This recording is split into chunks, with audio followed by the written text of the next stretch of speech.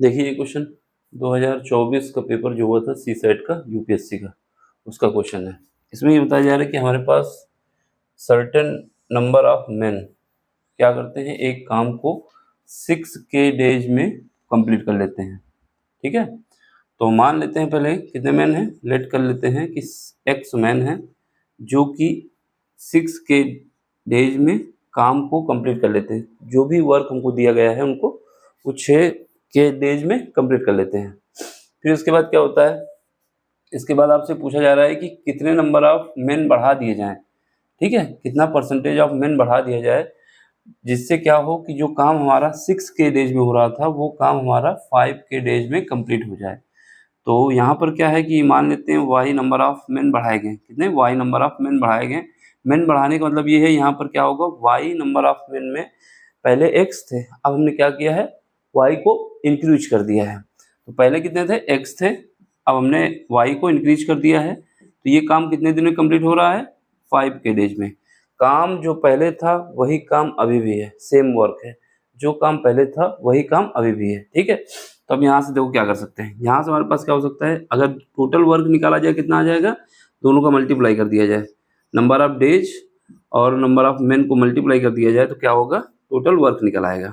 तो यहाँ पर देखो इन दोनों को मल्टीप्लाई कर देंगे तो टोटल वर्क वर्क कैसे निकाला जाता है, एक बंदा एक दिन में कितना काम करता है उसको कितने दिन काम किया उससे मल्टीप्लाई कर दिया जाए तो क्या आ जाता है, नंबर ऑफ वर्क आ जाता है।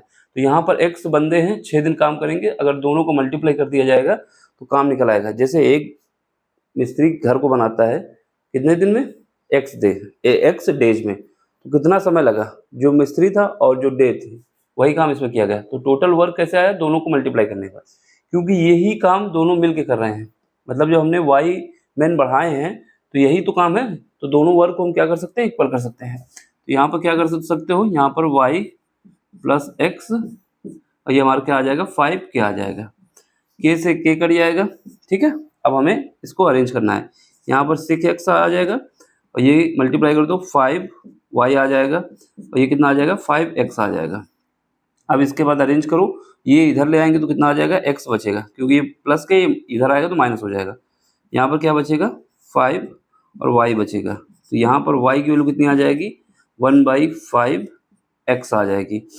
अब ये हमें क्या करना है, परसेंटेज में देखना है।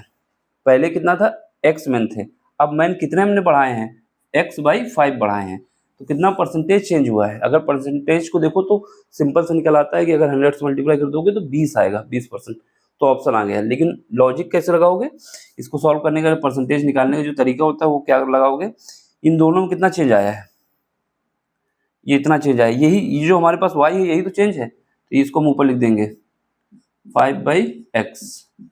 ठीक है, और जो टोटल कितने थे, पहले स्टार्टिंग में x थे, मल्टीप्लाई कर दोगे 100 से, जो परसेंटेज निकालते हैं तो कट जाएगा, यहाँ से काटोगे तो 20 आ जाएगा। तो हमारे पास परसेंटेज जो चेंज आया है वो 20% आया हुआ है, तो ऑप्शन नंबर तीसरा आ जाएगा।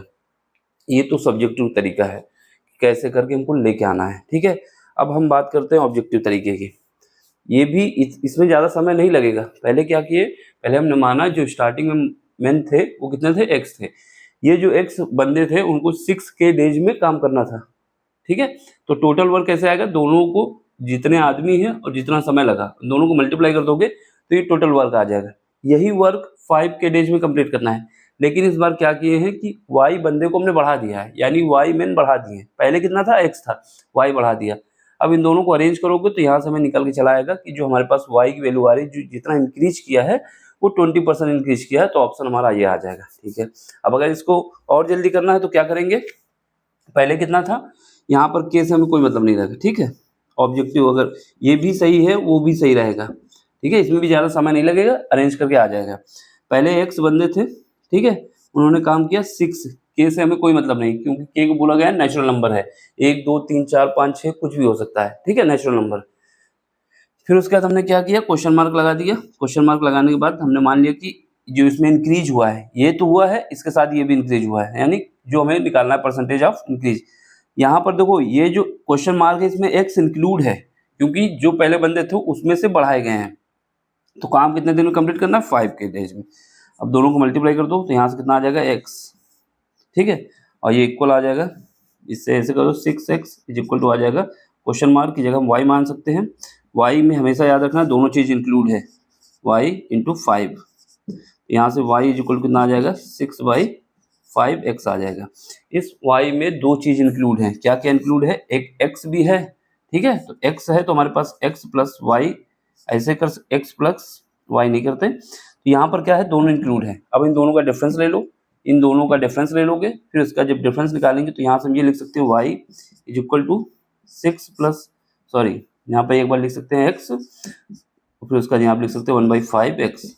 इसको जब ब्रेक करोगे तो यही आ जाएगा। तो यहाँ से ये वाला जो x है वो इधर ले आओगे क्योंकि इसमें दोनों में इंक्लूड है। तो ये इंक्रीज हो रहा है, पहले तो x था वो तो हटा ही देंगे, इतना चेंज आ रहा है, इतना चेंज आ रहा है, इसको परसेंटेज में निकालोगे तो 20% आ जाएगा। तो वही प्रोसेस है, यहाँ के वे नहीं मान के सीधे कर देना है, ठीक। सिंपल सा क्वेश्चन है, कोई भी क्वेश्चन है तो यही इसी लॉजिक से करना है। सबसे पहले एक बार और देख लो क्या करना है। सबसे पहले हमें क्या करना है, मान लिए हैं कि x बंदे थे यानी मेन थे, उनको 6 डेज में काम करना था। अब हमने क्या किया है, y को परसेंटेज, ये जो y है ये बढ़ाए गए हैं, इंक्रीज किए गए हैं, लेकिन पहले x था ना, x में ही इतने बंदे वो बढ़ाए गए हैं। यानी अगर ये 10 था, कितना था 10, अब तो यहाँ पर हमने जब y किया तो कितना हो गया, ये y हमारे पास y रहेगा और ये हमारे पास 10 रहेगा, ठीक है। ये हमारा 5 के की जगह 5 लिख दो के। अब इन दोनों को अरेंज कर लोगे, 10 कट जाएगा, परसेंटेज निकालोगे तो 20% इंक्रीज आएगा, ठीक है। सिंपल सा क्वेश्चन है, ज़्यादा कुछ है नहीं। बाकी मिलते हैं अगले लेक्चर में अगले क्वेश्चन के साथ। Thank you for watching, screenshot ले लो। बाय।